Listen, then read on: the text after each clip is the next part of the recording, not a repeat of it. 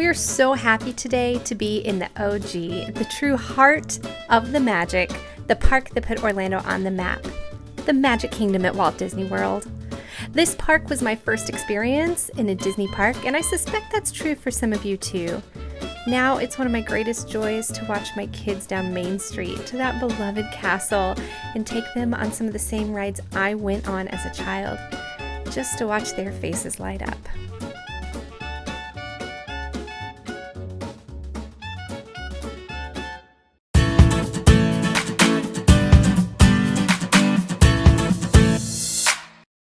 When most people think of theme park food, they imagine soggy burgers and stuff like that.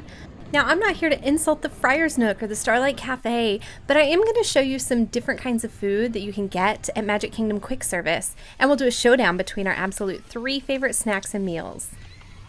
While we didn't do rope drop this day, we were in the park fairly early, and so while wait times are short, Nick took Asher to ride Space Mountain, and I was off with the 2 little ones to meet a feisty princess.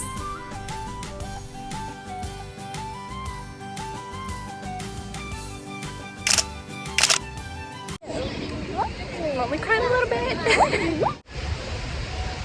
It's been a long time since we hugged a character. How was it, Nora? Great. You got to hug a princess.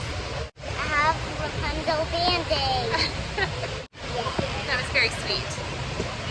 And now I want to see Cinderella. All right, the princess continues. Before we get into all the yummy eating that we did, let's go experience some magic. And be sure to stick around at the end when we have a few extra tips for Disney After Dark.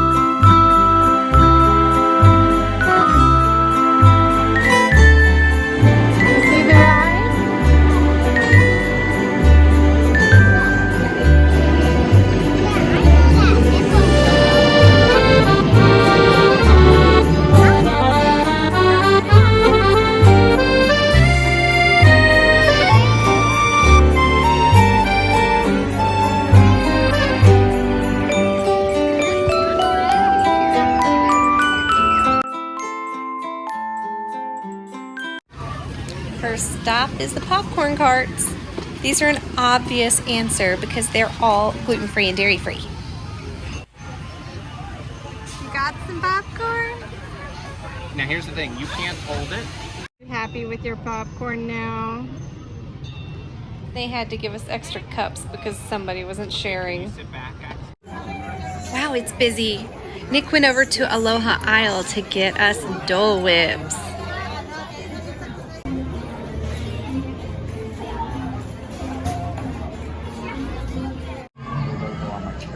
Yeah? Does it make you do a happy dance?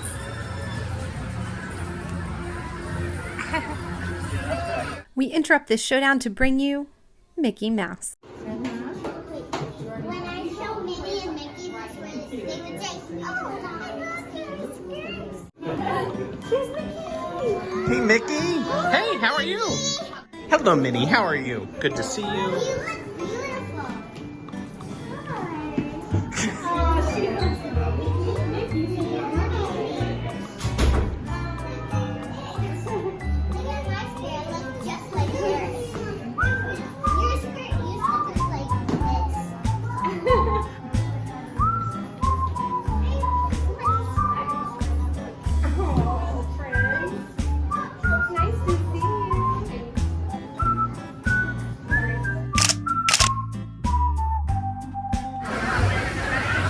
into the confectionery to see if anything works. I think dyes are going to be the biggest issue here.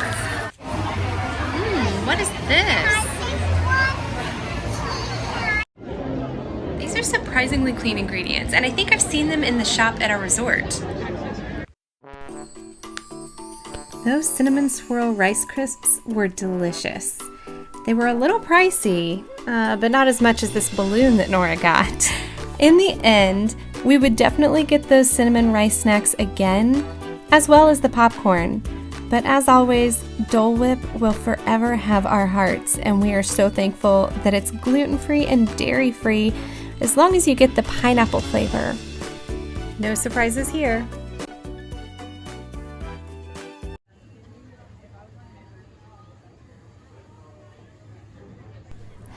Columbia Harbor House has always been a go-to for us because we've been pescatarians much longer than we've been gluten and dairy-free, and the fish options here are plentiful. I find the colonial New England themes fun and very in keeping with the Liberty Square vibes. Nick spoke with a manager while ordering, and we got a special buzzer for us to come back when it was ready, because sometimes allergen orders take more time, so you have to be patient. This space has lots of seating, and many folks don't know that if it's crowded, you can just head upstairs, because there are lots more tables. We usually order the grilled salmon with fries and a veggie. This time it was green beans. We got 4 orders for the 5 of us and still had tons of leftovers because those trays were huge.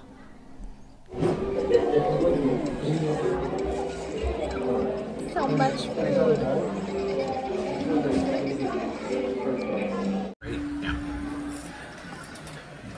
So while there are no fancy china plates or silverware, you can get a real meal with protein and veggies, which is often the best way to do our kind of diet. And now that we had a huge meal, let's go on a ride.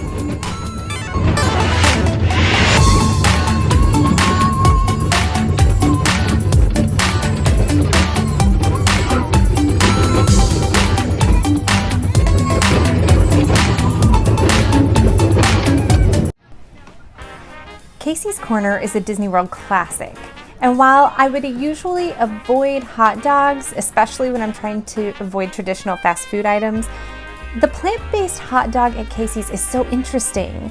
It's a Beyond sausage, so no soy, and we got it on a gluten-free bun. We have our Casey's hot dog, and they said that they put the condiments on the side instead of piling all that slaw on top, because the gluten-free bun is a little small, and so you can do it all yourself and it doesn't crumble and fall apart. So we're gonna divide it into thirds and each try some. Asher just wants ketchup on his, and I'm gonna put the slaw on mine, and Nick will also include the corn relish, but since I can't have corn, I won't use that one. And So let's see how it is.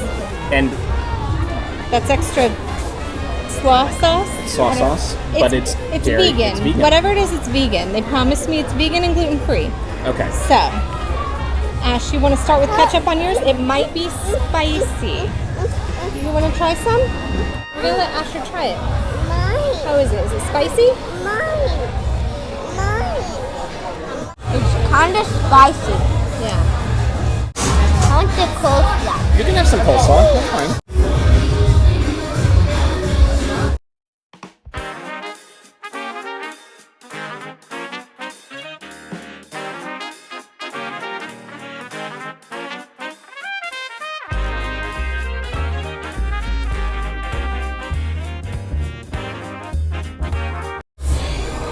Still recording? All right, what did we think of the hot dog? I thought it was really good. Was it too spicy? No, it's not as spicy as I thought it would be. I think the corn, almost the peppers with the corn, add some flavor. I thought the slaw was the most interesting part. I thought I'm glad they added extra sauce. the sauce helps to balance out Yeah. the dryness of the gluten-free bun. Right. Which That's is not, because we got a gluten-free bun. not their Right. not their fault. That's just All a gluten-free buns are that way. Okay. I want the coleslaw. My Thumbs up. hot dog.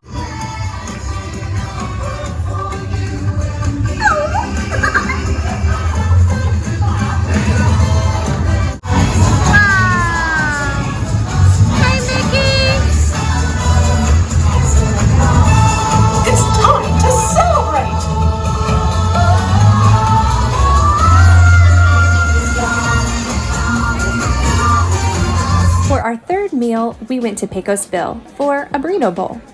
Extra note, Pecos Bill also has tons of indoor seating. So if you're in Orlando during those warmer months, which is most of the year, you can find a seat here in the air conditioning.